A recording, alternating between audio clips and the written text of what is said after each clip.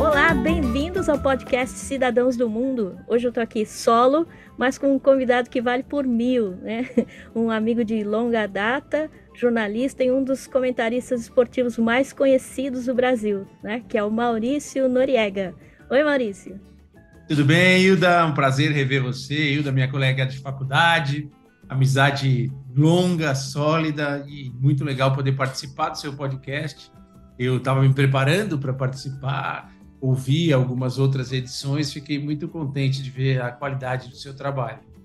Obrigada. Que bom. Então, o Maurício mora no Brasil, né? Mas sempre morou no Brasil, mas viaja muito, né, Maurício? E que bacana, assim, porque eu lembro na época da faculdade que o esporte sempre foi a sua ambição, né, em termos de jornalismo. E você subiu o mais alto possível, né? Comentarista, cobre Copa do Mundo, Olimpíada, né? Como é que é isso? Foi uma caminhada longa, eu sempre gostei do esporte, você lembra das nossas conversas na faculdade, né?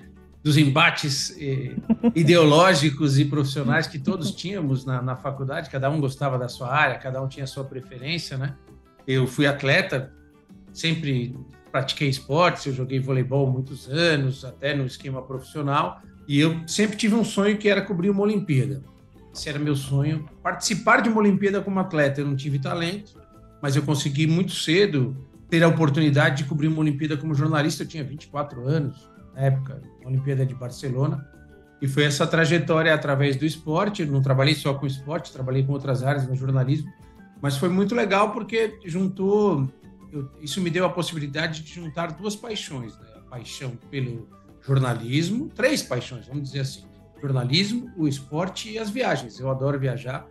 Eu sempre fui fanático por geografia na escola e tem uma brincadeira que eu faço aproveitando as viagens, né, que a gente vai falar ao longo aqui, mas eu adoro na janelinha do avião assim ficar identificando os lugares por onde eu estou passando, né, se é possível, porque sempre fui fanático por geografia e foi uma trajetória assim já são mais de 30 anos trabalho como jornalista, né, quase 35 anos. Você começou em jornal impresso, né? Na verdade, eu comecei em assessoria de imprensa. Comecei fazendo assessoria de imprensa na Federação Paulista de Basquete. Estava na faculdade ainda. E logo depois eu tive uma oportunidade para trabalhar na Folha da Tarde, que era o segundo jornal do grupo Folha da Manhã, na época. Estava num momento bem legal. Tinha um projeto parecido com o do USA Today, textos mais curtos, mais leves. E comecei a trabalhar em jornal impresso lá em 1989. A gente estava no último ano da faculdade. Conta não, que não todo mundo vai saber quantos anos a gente tem. Não, lá se vão. Eu não sabia que você já estava trabalhando naquela época. Já comecei, quando a gente entrou na faculdade em 86, já que estamos entregando aqui, vamos entregar, né? A gente entrou em 86 e eu ainda jogava vôlei em 86. Aí estava devagar, quase parando, parei um tempo, voltei. E já em 1987 eu comecei a trabalhar, fazer alguns estágios em assessoria de imprensa e na Federação Paulista de Basquete. Então, praticamente todo o período da faculdade eu fiz já trabalhando. Que legal. Eu só estava meio brincando, né? Jornalismo eu fui fazer, olha só que no Japão, de verdade, né? Eu fiz um pouquinho de assessoria e tal no Brasil, mas jornalismo mesmo, e vim fazer aqui, né? Trabalhar para um jornal, primeiro impresso, depois acabei indo para a TV, tinha uma televisão brasileira aqui, né, que é afiliada da Globo, mas é bem engraçado, são coisas bem diferentes, eu fiz muitas coisas diferentes, você não, né, seguiu focado e tá aí fiz coisas diferentes também, por exemplo, quando eu comecei a trabalhar em jornal, eu comecei a trabalhar na área geral, área de noticiário geral, escrevendo aqueles colunões de notícias, tudo. E fiquei um tempo na área internacional, que eu gosto muito também. Então, eu cheguei a ser até subeditor de internacional na Folha da Tarde. Adorava aquelas manchetes que a gente fazia. Moscou acusa Kiev de, né? Tinha aquelas coisas que usava as capitais para fazer as manchetes e tal. E aí depois, por coincidência, num plantão, eu fui chamado para ajudar no esporte. Era uma oportunidade que eu estava querendo e acabei trabalhando com esporte. Então vamos falar das viagens, né? Qual foi a sua primeira grande cobertura jornalística? Olha que engraçado, né? Que curioso, e que sorte que eu tive. A primeira cobertura grande, grande mesmo de impacto foi a Olimpíada de Barcelona em 92. Eu tinha começado a trabalhar em jornal em 89. Eu cobria já algumas coisas importantes, final de campeonato brasileiro, jogos importantes. Cobria muito tênis na época. Eu comecei a trabalhar no esporte cobrindo tênis. Eu viajava muito pelo Brasil cobrindo tênis. E aconteceu de eu ter essa oportunidade, depois de fazer vários jogos da seleção brasileira, cobrir a seleção brasileira, algumas coisas que eu fazia que outros repórteres na época não queriam fazer no jornal, tinha aquele preconceito, né? Ah, eu cubro futebol, não educação física. O cara não queria cobrir vôlei, não queria cobrir tênis, não queria cobrir basquete. Eu sempre gostei muito de esporte, não só de futebol, gostava muito de esporte. Uhum. E isso me ajudou muito nessa questão da Olimpíada. Então, muito jovem, de 24 para 25 anos, eu fui cobrir a Olimpíada de Barcelona. Foi o primeiro grande evento para mim, inesquecível, maravilhoso. Demorou alguns dias para a ficha cair, você fica num estado meio de êxtase, né? De saber que você está lá, está vendo os grandes ídolos do esporte. Mas foi uma experiência maravilhosa e deu para entender também como é duro esse tipo de trabalho, como é desgastante, como é cansativo também no aspecto físico cobrir um grande evento. É, né? Porque não tem muita hora, muito tempo para dormir, tem que mandar as notícias para o Brasil, as coisas estão acontecendo, você ao mesmo tempo tem que estar escrevendo, tem que mandar as notícias, é Na época do complicado, né? fax, imagina, né? A galera nem, acho que nem Nossa. sabe o que é fax hoje. A gente tinha que escrever as coisas. Muitas vezes a gente tinha na época um computadorzinho portátil, Dinha, que era, a gente chamava de marmitinha. Na verdade, ele era um teclado com um visor de cristal líquido que armazenava alguns textos, e muito pouco, só texto, só texto. E aí, para nosso azar, no final da primeira semana da cobertura, eu e meu saudoso, querido amigo Nicolau Radamés Crete, que infelizmente nos deixou muito cedo, um colega, um irmão que o jornalismo me deu, com menos de uma semana de cobertura, quebrou aquele negócio.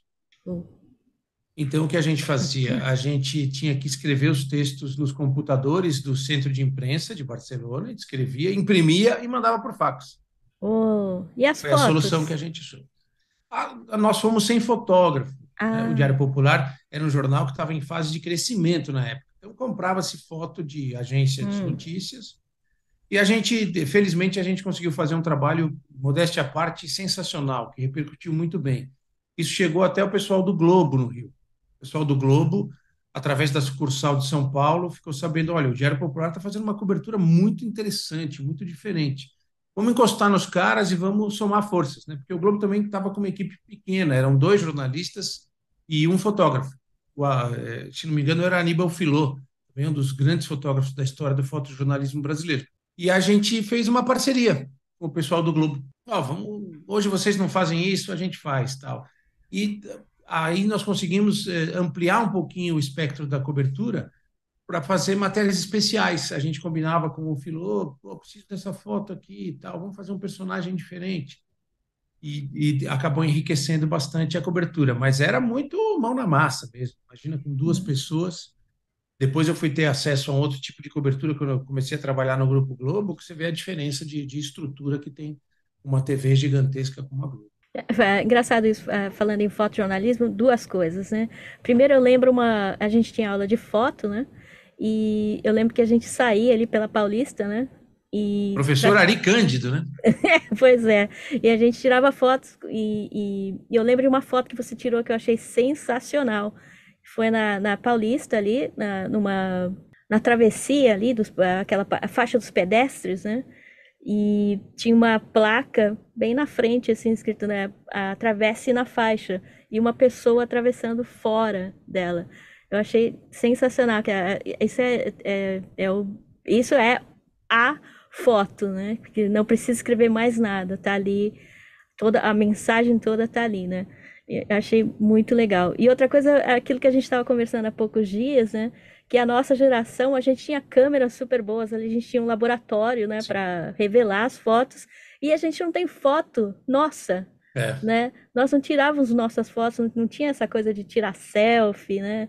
De tirar foto, nem de grupo, nem nada das festas que a gente ia, né? A gente estava preocupada em conversar, em bater papo, em se divertir. É engraçado a diferença, né, com essa moçada de hoje que tudo tem que ter foto, né? Tudo tem que estar tudo. registrado, né? Então, por um É, lado, gente. era legal que a gente não tinha essa coisa, mas por outro, a gente não tem essas lembranças, né? Sim, sente falta. E a fotografia é um instrumento poderoso, né?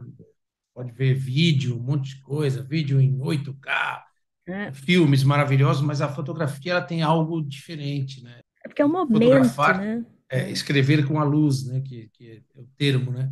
E a gente lembra, todo mundo pega um álbum antigo de fotografia, parece que você é transportado para aquele momento, né? Com toda a precariedade, às vezes, daquelas maquininhas compridinhas, né? Que você tinha que revelar o filme. Isso. Acho que era mais curtido e talvez tenha esse aspecto positivo da nostalgia. É, até porque a gente não sabia do resultado, né? Até Sim, revelar a foto, né? essa era a grande surpresa. Mas então, aí foi a grande Barcelona. A partir daí você deslanchou, né? Começou aí a Foi, Copa do foi, Mundo. Qual foi sua primeira Copa do Mundo? curiosamente, né, eu demorei para fazer Copa do Mundo, embora eu tenha feito muito, por exemplo, Mundial de Clubes, Libertadores, Euro. é, por coincidências de momentos da carreira, mudança de emprego, mudança de função, em algumas Copas eu não estava disponível para ser repórter. Por exemplo, a de 94 nos Estados Unidos eu não fui, eu deveria ter ido. Houve até uma sacanagem na época, lá onde eu trabalhava, no Diário Popular. Na verdade, me passaram uma rasteira. Mas acabou que, no local, eu cobri várias Copas, em retaguarda, fazendo jogo, no off-tube, que a gente chama, que você faz do estúdio, né? Mas eu fui fazer a primeira Copa no local em 2010, na África do Sul. Aí já numa. Eu já tinha feito Euro, Copa América, no local, Jogos Pan-Americanos, Pieda, e foi na África do Sul, em 2010. E aí que eu pude perceber a diferença de uma estrutura de cobertura, né? Eu fiz a Euro de 2008, que foi na Áustria e na Suíça, já num esquema, ainda num esquema que não era o esquema Globo, Globo mesmo, né? A gente fez pelo Sport TV, mas o Sport TV tinha os direitos de transmissão, mas não tinha direito de ocupar locais de transmissão no estádio. Então a gente fazia umas gambiarras, a gente ficava afastado do estádio para mostrar o estádio no fundo, fora da área Ah, delimitada pela UEFA. A gente não tinha o direito de. O que acontece num evento desse tipo? Não é só o estádio, o local do jogo. A FIFA, a UEFA, essas entidades todas, elas cercam um perímetro muito grande em volta do estádio. Se você não está credenciado, você não entra ali. Embora a entendi. gente tivesse credenciado, a nossa credencial, ela não dava acesso à proximidade do estádio. E eu estava como âncora nessa cobertura, estava como comentarista. Então a gente tinha que buscar locais, cenários que mostrassem o estádio de longe, mas que a gente não fosse vítima da fiscalização da UEFA.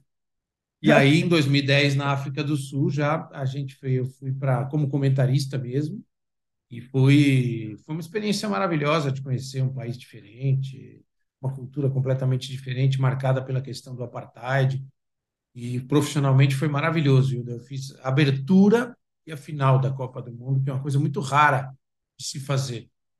É, sou muito grato por essa primeira oportunidade, estar num país como a África do Sul, de na final da Copa do Mundo, no dia da final da Copa do Mundo, no Soccer City, em Joanesburgo, poder ter visto Nelson Mandela entrando no estádio ali, foi Ah, uma experiência maravilhosa. E aí as minhas andanças pelo mundo começam, né? Porque já tinha ido para Venezuela, já tinha ido para o Japão em 2006. Eu fui 2 vezes para o Japão e foi fantástico, né? 2 mundiais de clubes. Quando o Barcelona o Inter foi campeão em 2006 e fiz depois em 2011 quando o Barcelona ganhou do Santos no final. Então aí eu pude aproveitar meu lado andarilho, né? Isso é interessante contar porque eu ando pra caramba e tento absorver o máximo que eu posso da cultura desses países, dentro da limitação do horário que a gente tem de trabalho. Então não descansa mesmo, né? Além do trabalho, ainda tenta conhecer o local? Tento. Se o fuso horário é favorável, eu aproveito. Por exemplo, na Europa, o fuso horário é super favorável para quem gosta de andar e de conhecer. Eu acordo super cedo, tomo um bom café da manhã e vou andar. E vou caminhar. Tentar conhecer o máximo que eu posso dos lugares. Por exemplo, na Rússia, na Copa do Mundo de 2018, Moscou, eu cheguei a andar 25 quilômetros num dia, Uau! conhecendo a cidade. Porque a gente tem um privilégio, quem está credenciado para uma cobertura dessa. Com a nossa credencial, nós temos acesso gratuito à maioria dos museus, e inclusive ao transporte público da cidade. Então, eu aproveitava. E, nossa, conheci Moscou muito bem, São Petersburgo, um ano antes, na Copa das Confederações de 2017, Kazan, Samara, todas as cidades que eu pude conhecer, Nizhny Novgorod, tudo isso eu aproveito mesmo, Hilda. Vou para todos os museus. Em Moscou, não E, e, só Moscou, a Rússia tem museus maravilhosos. e na Rússia dá para se virar com inglês? Assim, eu tive duas experiências na Rússia. Em 2017, na Copa das Confederações, ninguém falava inglês, não tinha nenhuma preparação. E era um evento teste que a FIFA fazia um ano antes no país sede. Nós ficamos mais em São Petersburgo e Sochi do que em Moscou nessa competição. Em Sochi, por exemplo, curiosamente é uma cidade turística, né?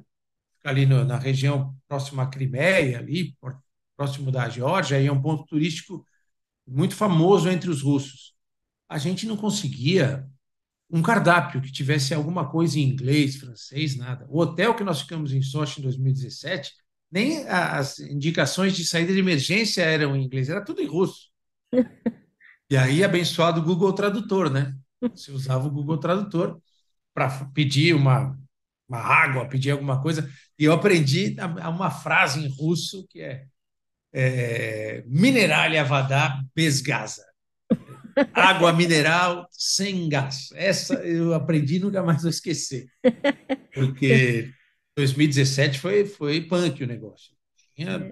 A estrutura era muito diferente do que a gente viu em 2018, um ano depois, que as cidades todas são envelopadas, com sinais, inclusive, de tráfego em inglês, em francês, muitas vezes, né? Mas no caso da Rússia era inglês e russo, mas não é assim, não tinha muita gente falando inglês, não. É. Eu lembro E que eu conheci uns médicos russos, né, que Ilizarov, que ele tem aquele método de aumentar os ossos, um negócio assim, e ele estava com um assessor que falava espanhol. Daí ele explicou pra gente que ele, como por causa da Guerra Fria, eles não falavam muito inglês lá, né? Então a segunda língua. tem lugares, por exemplo, Samara e Nizhny Novgorod eram cidades fechadas. Samara é até hoje o maior centro aeroespacial da Rússia e era da União Soviética. E Nizhny Novgorod era uma cidade muito importante para o exército russo, uma base importante de formação de recrutas do exército. Então, havia pessoas lá, mais velhas, que elas nunca tinham saído da cidade. Nem as escolas de Samara e Nizhny Novgorod, elas saíam para disputar competições com outras escolas da Rússia. E tinha um colega nosso, um companheiro nosso, o Walter, do Rio, que nos ajudou como tradutor em Samara. A gente chamava ele de Valtinho, era um negro gigantesco, quase 2 metros de altura, Valtinho. Ele contou para a gente que uma vez ele estava andando pela cidade, uma senhorinha parou ele na rua e apertava a bochecha dele assim para ver se era de verdade, que ela nunca tinha visto um negro. Estava vendo pela primeira vez um negro, porque ela nunca tinha saído de Samara. Então, embora pareça antigo, mas não, em termos históricos, essa questão da Guerra Fria foi até outro dia, né? Foi ontem. Então, existiam essas situações ainda na Rússia.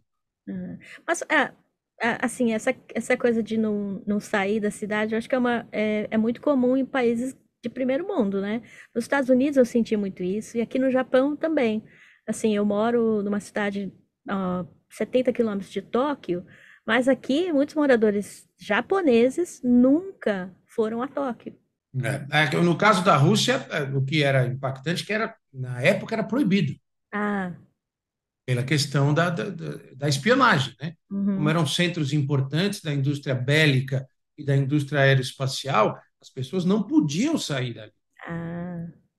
Ninguém e poucas pessoas entravam na cidade Hum. naquele período por causa dessa pressão toda da Guerra Fria. E aí foi muito difícil trabalhar, assim, como que vocês têm as credenciais e tal, mas tem lugar que é mais difícil que outro, né? Como é que é? Sim. Que lugar que Por foi exemplo, fácil ou foi difícil trabalhar? olha, eu vou falar para você, não é querer puxar o saco, não, mas no Japão, por exemplo, é tudo muito fácil, tudo Hum. muito fácil, mesmo com a dificuldade do idioma. Primeiro, pela educação do povo japonês. Você pedia uma orientação nas 2 vezes que eu estive no Japão, e eu só tive em Tóquio, Yokohama e Nagoya, as 3 cidades em que eu estive. Você pedia uma orientação, onde é que é a estação tal do metrô? Aí, se a pessoa falasse inglês, ela não apenas indicava, ela ia com você, ela Hum. te levava até o lugar, para ter certeza de que você chegou. Isso foi muito impactante. Na África do Sul, por exemplo, era uma experiência completamente diferente, também pelo aspecto sociológico, né? Você imagine um país em que 80% da população foi escravizada, não estudava, não tinha preparo algum. Então a gente tinha era um exercício até de paciência e respeito em relação a essa população, porque muita gente estava absolutamente despreparada para fazer as coisas. E o que fez o Nelson Mandela quando acabou o apartheid? Isso a gente soube através dos sul-africanos com os quais a gente convivia lá, colegas, jornalistas, motoristas que trabalhavam com a gente, né, o pessoal do hotel. Você imagina um país que foi construído com uma infraestrutura espetacular para 20% da população. Aí, de repente, 80% da população está inserida nesse contexto. A Mandela, com toda a genialidade, eu diria, me arrisco a dizer até a santidade dele, porque se existia um homem santo foi Nelson Mandela, né? Por tudo que ele fez pela humanidade. Ele fez um acordo com os empresários, os principais empresários do país, e disse o seguinte: ó, preciso da ajuda de vocês. Você tem um negócio, você tem uma empresa, você precisa de 100 funcionários para sua empresa funcionar. Eu vou pedir para você contratar 150. Ah, mas pague o que você puder fazer, porque eu preciso colocar o meu povo, inserir o povo sul-africano dentro da massa de trabalho. Então, muitas vezes a gente ia tomar o café da manhã no hotel, por exemplo. Tinha 3 pessoas tomando café da manhã, tinha 10 atendendo. Então, você ia num restaurante, tinha muito mais garçom do que era preciso. E fazia parte desse contexto, né, dessa necessidade do país. E mesmo assim, havia situações assim que você precisava respirar, entender. Eu lembro de uma vez, acho que foi em Bloemfontein, uma das capitais da África do Sul. A África do Sul tem várias capitais, né? Tem a capital política, tem a capital jurídica. Se não me engano, foi em Bloemfontein que isso aconteceu, que é a capital jurídica do país.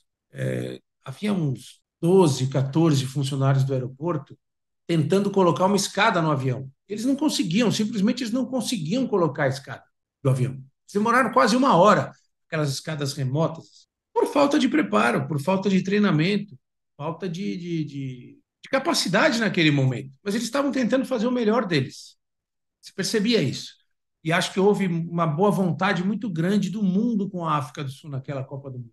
Havia problemas de logística, havia problemas de estrutura, mas todo mundo entendeu que era uma oportunidade ali de mostrar um novo país, um país aberto, um país unido para o mundo e passar uma mensagem. Então foi muito, muito interessante nesse aspecto a África do Sul. Mas tem várias histórias de vários países. Eu tive na Ucrânia, por exemplo. Nunca na minha vida eu podia imaginar que um dia eu iria para a Ucrânia. Eu fiz a da Euro de 2012, que foi na Polônia e na Ucrânia, a abertura na Polônia e a final na Ucrânia.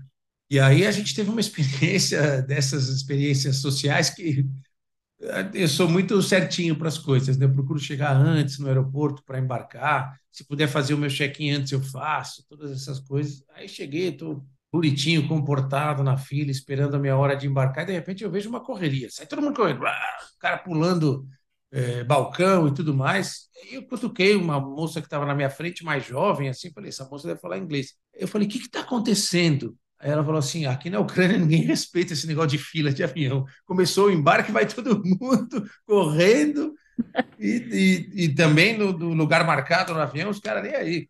Ah, Foi para Donetsk, inclusive, Donetsk, que é uma das cidades envolvidas na guerra, né? E tem uma história também, vou contar rapidinho para não ficar falando muito. em Donetsk, a gente percebeu que a Ucrânia era um lugar tenso, porque você sai de Kiev, capital do país, todo mundo fala ucraniano, se sente ucraniano, você vai para Donetsk, eles são russos, eles falam russo, inclusive, eles não Hum. falam ucraniano. E já existia isso em 2012, uma certa tensão, né? Não existia em Kiev. E foi muito triste, porque 1 ou 2 anos depois, lugares em que eu estive, em que eu tirei fotografia, tinham sido destruídos já no primeiro conflito que aconteceu entre Rússia e Ucrânia. E assim, você conhece as pessoas, os locais, as pessoas locais, e você consegue fazer amizade, ou tem pessoas com quem você manteve contato depois ou não? Ou não dá Sim, tempo? sim, sempre. Por exemplo, na Ucrânia, nós tivemos contato com uma das nossas tradutoras, e quando estourou a guerra, o pessoal todo da Globo conseguiu fazer contato. Eu mandei e-mail para saber se estava tudo bem. Tentei fazer contato com o Andrei, que era nosso motorista em Kiev, ficou muito nosso amigo. Infelizmente, eu não obtive resposta. Quero imaginar que ele tenha mudado de e-mail, mudado de alguma coisa, tal. Nós fazemos muitas amizades, principalmente com o pessoal que fica mais próximo da gente, os motoristas, os produtores locais, né? E eles ficam realmente amigos nossos, né? Hum. Na África do Sul tinha o Benny, que era nosso motorista, que ficou irmão nosso, assim, ao ponto de, quando a gente foi embora, ele chorava sem parar. Porque eu faço muitos jogos com o Milton Leite, fazia muitos jogos com o Milton Leite. A gente fez uma parceria que acabou se transformando numa amizade para a vida. E a gente tem essa maneira de se comportar, de ser, vamos almoçar, vamos jantar, espera aí no carro. Não, a gente levava junto. Hum. Então, estava sempre junto com a gente o tempo todo. Nós fomos na casa do Beni, conhecemos a casa do Beni ali no Soweto, no bairro do Soweto. Então, a gente tem essa maneira de se comportar e acaba facilitando. Você conhece muita gente com boa parte dessas pessoas na Polônia, nossos produtores mantêm o contato, mandam um e-mail, mandam uma mensagem. Também um país espetacular, lindo, maravilhoso, com museus fantásticos. O Museu do Gueto de Varsóvia é obrigatório, né? Para quem não acredita no que aconteceu na Segunda Guerra Mundial, se você for para a Polônia, para Auschwitz, eu fui para Auschwitz, são visitas obrigatórias. Então você vai fazendo essas amizades com as pessoas por diversos países. No Japão, por exemplo, tem os nossos amigos que trabalhavam para a Rede Globo, são nossos amigos até hoje, a família toda, nós mantemos contato, eles são Niseis, senseis, que foram para o Japão, fizeram a vida no Japão, e nós fizemos amizade até hoje. Pessoal maravilhoso, Yoshinori, tudo. E os brasileiros, assim, eles. Porque quando a gente mora fora do Brasil, a gente tem muita saudade, né? Da saudade de tudo. Aí eu imagino assim, com as pessoas te encontrando, falando, cara, o Noriega, né? Ele tá lá no Sport TV, a gente vê ele comentando na Globo, no Jornal Nacional, né? Porque hoje dá pra gente assistir pela internet e tal. Então, as pessoas. E dá essa saudade, essa coisa de, nossa, é Sim, brasileiro e tal. Você teve muita experiência nesse sentido, assim, nesses lugares sim, todos? sim. Graças a Deus, bastante, né? Embora não seja uma celebridade, assim, sou uma pessoa conhecida, sério. Celebridade é o Galvão Bueno, esse pessoal, tudo assim. Eu sou bem, estou um patamar bem para baixo deles, assim. Mas você tem esse ponto de conexão, né? Porque por causa da Globo Internacional, de assistir às transmissões, então é curioso, é engraçado. Você acha até, né? Você está passando ali no Central Park em Nova York, o cara, Noriega, tal, essas coisas, vem lá, tira uma foto. Eles se identificam muito com você, é uma forma de eles estarem ligados ao Brasil também. E Uhum. vem, tira uma foto, bate papo. Nós fomos para uma cidadezinha em Massachusetts, pertinho de Boston, chamada Norwood, que fica ali o estádio do New England Patriots, pertinho. Uma cidade pequenininha, tá? E um dos nossos produtores, o Davi, que é uma figuraça, que ele é um americano, filho de mexicano, que morou muito tempo no Brasil, então ele é uma salada completa e é um cara divertidíssimo e muito inteligente, muito esperto. Ele descobriu um restaurante italiano naquela cidade que ficava aberto. Ah, Esse é um dos dramas de viagem, né? Porque a gente está acostumado com São Paulo, que São Paulo tem coisa aberta até tarde. Não é assim no é. resto do mundo. Ele Uhum. descobriu, não, o cara fica aberto lá, fiz amizade com ele. Aí chegamos lá, todos os cozinheiros do restaurante eram brasileiros, de Uau! Minas. Aí o cara vem, aí, fala bem do Galo, fala bem do Cruzeiro e tal. Então, essa conexão é muito, muito bacana, muito legal. É gostoso, né? E qual o lugar que você mais gostou, assim, de trabalhar e o lugar que você mais gostou para passear? Olha, é difícil dizer, porque, por exemplo, a África do Sul, o impacto, né, principalmente a cidade do Cabo, pela beleza, pela história toda do Mandela. Aí você vê a Rússia, que eu fiquei muito tempo na Rússia, fui 2 vezes, fiquei 30 dias uma vez e quase 50 na outra. Uau! A Turquia foi um lugar que eu adorei. Só conheci Istambul, gostaria de ter conhecido mais Istambul.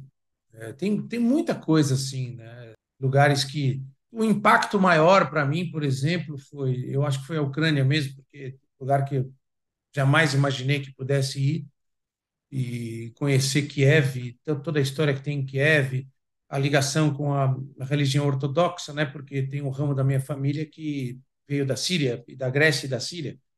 E meu bisavô materno, por exemplo, era ortodoxo, ajudou a construir a igreja ortodoxa da cidade da minha família aqui no interior de Bariri. Então tem um pouco dessa conexão familiar, né? Na Espanha, eu sou neto de espanhol, então Galícia. estar na Espanha na verdade o Galícia é italiano, curiosamente, né? Ah, Noriega que é espanhol, o Galícia é italiano da Calábria. ah, Mas tem vários lugares assim para os quais a gente vai, toda a América do Sul, toda a América do Sul. Eu adoro história, então estar por exemplo, Guayaquil, eu fui a Guayaquil fazer um jogo do Grêmio com o Barcelona de Guayaquil. E Guayaquil foi o lugar onde se encontraram pela única vez na vida o San Martín e o Bolívar, os libertadores da América do Sul. Então tem lá o local onde aconteceu a entrevista de Guayaquil, que ficou famosa por isso.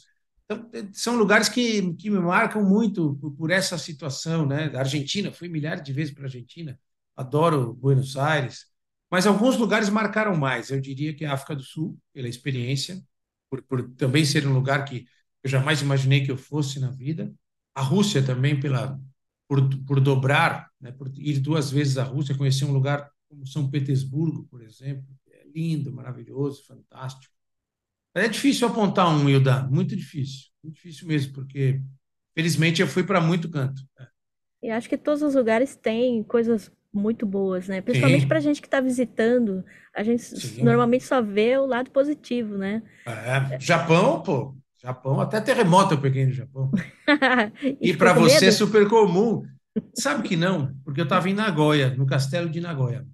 Uau. E assim, é tudo tão preparado, né? Hum, Imediatamente as pessoas recebem os alertas no telefone. hum. Eu peguei 2 no Japão, hein? Esse em Nagoya e um no aeroporto de Tóquio, mas tudo muito leve, assim, que eu nem percebi. Eu senti mais terremoto no Chile e na Colômbia. Eu já peguei três terremotos em 3 países. Na Colômbia foi o que eu passei mais medo. Foi o mais fraco, mas acho que a estrutura do local também que provoca essa Ah, coisa. Eu vi o quarto do hotel balançar mesmo. Isso foi aham. impactante. É, aqui no Japão, na verdade, depende de com quem você está, né? Porque os japoneses, eles estão super preparados. Desde pequenos, eles estão acostumados a lidar com essa situação e falar, olha, pode acontecer, vai tremer, vai cair tudo. Então, eles sabem como agir e manter a calma, o que é uma coisa Sim, sim. impressionante, né? Agora, se você estiver numa cidade cheia de brasileiros, Aí já é pânico, é é correria, gritaria. pânico, gritaria, é muito diferente. A reação é muito diferente, né? Do mesmo evento. Mas terremoto tem sempre aqui, infelizmente. Graças a Deus, são pequenos, né? Mas já cobri grandes terremotos assim, de chegar e as casas É. estarem no chão e tal. Eu acho que é a Mas. cultura, a gente aprende muito. Eu estava falando desses nossos amigos japoneses, a família Kawasaki, e eles, como já estavam há muito tempo no Japão, e sendo brasileiros, eles contavam situações, né? Eu não sei se você enfrentou isso, sendo uma brasileira japonesa quando foi morar no Japão. Então, eles contavam para a gente que no começo eles sofriam muito preconceito, porque eles Ah, eram japoneses que não sabiam falar japonês. hum, ainda Até existe. saber falar japonês e ser mais respeitado, né? Mas mesmo sabendo falar japonês, existe muito preconceito ainda. Por exemplo, como eu falei, eu moro numa cidade pequena, né? Então eles têm uma cabeça assim meio provinciana, né? O prefeito aqui, quando eu cheguei aqui, tinha um prefeito, ele ficou acho uns 12 anos como prefeito da cidade, mas ele ganhava dizendo que ele ia expulsar os estrangeiros da cidade. Nossa Senhora. Ele só perdeu porque ele quis fazer uma junção da cidade com outra, e aí o pessoal não queria e tal, e aí ele perdeu, né? A última eleição que ele disputou.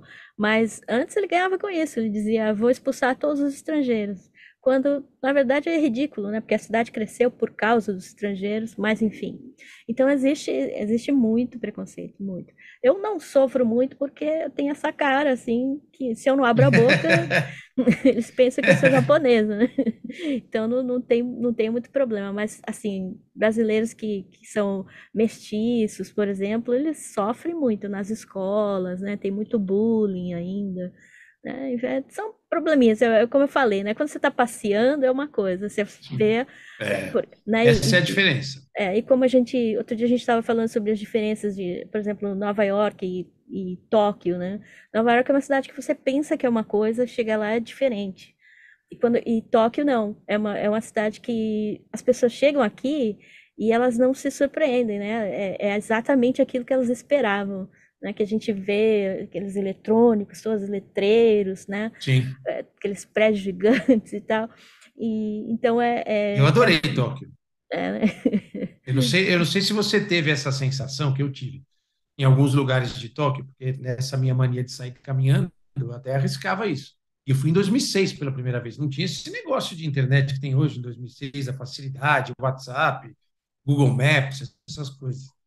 E em alguns pontos de Tóquio por onde eu passava, eu me sentia em São Paulo. Hum, Pô, não estou em Tóquio, eu estou em São Paulo. Porque é muito parecido com São Paulo em alguns lugares. Muito hum. parecido. Só que tem uma diferença básica, né? O silêncio e a E limpeza. tudo limpo, é. Tudo limpo e aquele silêncio impactante. Mas em alguns locais eu falava, pô, se eu tirar uma foto aqui, uma selfie, vai, já na época da selfie, e falar que eu estou em São Paulo, a pessoa vai acreditar. É, Porque é muito parecido. E eu achei fantástico em Tóquio. Eu não sei qual é o nome disso, né? Se tem um nome, uma identificação para esse tipo. Você está andando numa avenida, aqueles prédios lindos, maravilhosos, aí tem uma ruazinha, uma vielazinha, de repente parece uma vila japonesa é, tradicional. é, Aquelas casinhas, tudo assim. Eu sim. achei fantástico. Nem sei se tem um nome para isso, mas achei Acho que é lindo isso. Yokocho, acho que ele chama Yokocho, uma vilazinha, né? Tem Muito legal muito. isso. Em Tóquio é muito legal isso, porque você tem os arranha-céus e no meio dele você tá andando ali, tem um templozinho, assim, de 2.000 anos. Tipo aquele casebrezinho, pequenininho, assim, tudo velho mesmo, né? Mas bem conservado, claro, que eles pintam sempre, eles arrumam, mas tá lá, 2, 3.000 anos e não sai, né? E do Como as coisas são lado. bem feitas, me chamou muito a atenção no Japão, porque eu fui 2 vezes para Yokohama, prazo de 5 anos, uma diferença de 5 anos. E eu fiquei no mesmo hotel em Yokohama. Né? E parecia que o hotel tinha sido construído ontem, Hum, pela qualidade, pela limpeza, pela manutenção, tudo perfeito, tudo. E uma coisa que me chamou muito a atenção nesse hotel em Yokohama, nas 2 vezes, eu não sabia disso, aí eu fui perguntar, né?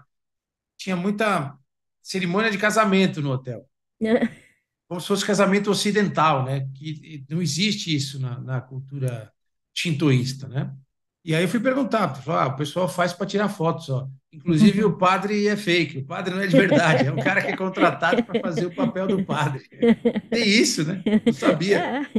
Aqui casamento é big deal, né? Assim, eles fazem, tem lugares próprios para fazer casamento que são carésimos, né? E as pessoas que vão no casamento dão dinheiro para que são convidados para as festas, né? Então é um negócio, é um negócio mesmo. É. Eu Achei tenho uma. muito interessante. Aquelas pessoas, tinha algumas senhoras, madrinhas ou parentes, não sei qual era a configuração ali do altar, vamos dizer assim, com aquelas roupas tradicionais japonesas, né? Parece que tem uma mochilinha atrás, né? Não lembro o nome. E aí tinha a noiva e o noivo vestidos à forma ocidental, né? Uhum. chuva de arroz e tudo mais. E outra coisa que me chamou muito a atenção no Japão, o fascínio dos japoneses pelas árvores de Natal, pelo menos em Tóquio. Aquelas árvores, tinha uma loja de departamentos. Você me ajude, Dildinha, por favor, que eu não vou lembrar os nomes. É Yodobashi, pode ser? Yodobashi. Yodobashi. Tinha uma na frente do hotel, assim, Uhum. gigantesco. E eu ia bater perna lá todo dia, né? Tava muito frio. Eu fui no inverno as 2 vezes para o Japão e estava realmente muito frio. Então, isso já limitava um pouco as minhas caminhadas. E era uma diversão, né? Para quem gosta de tudo, tinha tudo. O Japão é Eu muito bom via para árvore de Natal. eles são muito bons para iluminação de final de ano e Halloween aqui você tem que vir aqui no Halloween, que é um negócio assim, eles gostam de vou ter que cortar isso. Tipo cenário, assim, É, caracterização, eles gostam de produção. eles gostam de produzir, sabe? Porque Natal mesmo eles não ligam. Natal aqui não é feriado, é um dia normal que as pessoas trabalham, né? Eles não têm. Aqui é o dia dos namorados, na verdade. É o dia que os meninos vão para Disney. Olha que engraçado. Os jovens vão para Disney, ficam nos hotéis da Disney, que viram motéis, né? Mas eles são muito bons para Montagem, cenário, essas coisas para assim. fazer o cenário, para montar, para parecer que é Natal, assim, eles são muito Ah, bons, assim, entendi. para cenário mesmo, né? Mas assim, não é que eles liguem para Natal, não. Eles são bons para isso, decorar, para Sim, decorar. decorar. É, É muito, muito interessante isso. É um país fascinante. Eu quero voltar um dia para o Japão e quero sim, tem que voltar, a conhecer gente tem que passear. Hiroshima. Eu nunca fui, eu quase É, fui a Hiroshima numa das vezes, mas ficava um pouco arriscado em é termos de uma cidade. horário. Hiroshima foi uma cidade que me surpreendeu. Eu viajei bastante por aqui já. Conheci já 27 das 47 províncias do Japão, né? E é um país realmente interessante. Ah, tem essas Hiroshima histórias todas, né? é, Eu é, sou fascinado por história e tem muita coisa. Imagino que estar em Hiroshima deva, sim. é, mal comparando, né? Porque não tem como fazer qualquer tipo de comparação. Deve ter sido um impacto para você parecido com o impacto que aconteceu comigo em Auschwitz, né? É, é. Não, e é uma cidade bonita. Eu esperava uma cidade triste. E não é, é uma cidade vibrante. É, assim, achei bem interessante. É uma cidade que realmente vale a pena visitar. Por tudo, São, né? Pela é, história e pela como eles saíram dessa sim, tristeza toda para ser o que ela é isso hoje, é. né? Isso é um ponto que eu queria tocar, que eu não queria esquecer, e foi bom você me ajudou a lembrar dos locais que você passa. Por exemplo, eu falei de Auschwitz, e Varsóvia. Eu fiquei muito tempo em Varsóvia, que é outro lugar que eu jamais imaginei na vida que eu fosse para Varsóvia um dia, para Polônia. E Varsóvia é uma cidade espetacular, com uma vida cultural maravilhosa, gastronomia fantástica, museus maravilhosos, não só museus relacionados à guerra, mas, por exemplo, de Chopin, para quem gosta de música, tem o Museu do Chopin, para quem gosta de música, Varsóvia é uma maravilha. Você está no parque, do nada começa um concerto. Chega lá um pianista, e não é um pianista qualquer, um pianista desses fantásticos premiados que fica lá tocando, Chopin principalmente. Mas o que me chamou muito a atenção, nós fomos um dia fazer uma reportagem, e esse dia eu atuei como repórter mesmo, no estádio de um dos principais times da Polônia, o Legia Varsóvia, e aí eu estava conversando com o nosso motorista, produtor e tradutor, que era o Cal. E aí eu queria dados da Polônia, né, para colocar no texto da reportagem.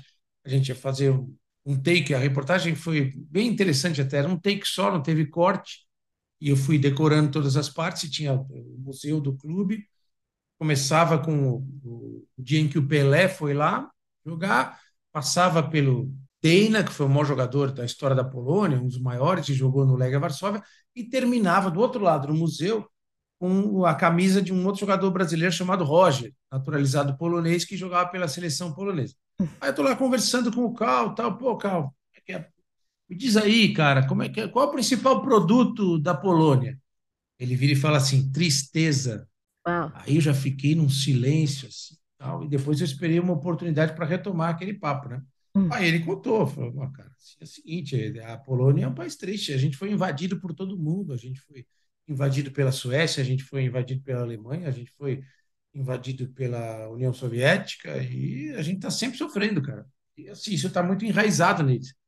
E curiosamente, eu achava que o polonês tivesse mais problema com o alemão, não, ele tem problema com o russo, porque aí o O Calvo corredor, explicou, né? porque o alemão não enrolou a gente. O alemão veio aqui, a gente sabia o que o alemão queria, né? Ele veio para dominar e aquela crueldade toda do nazismo, mas o russo não, o russo ofereceu ajuda.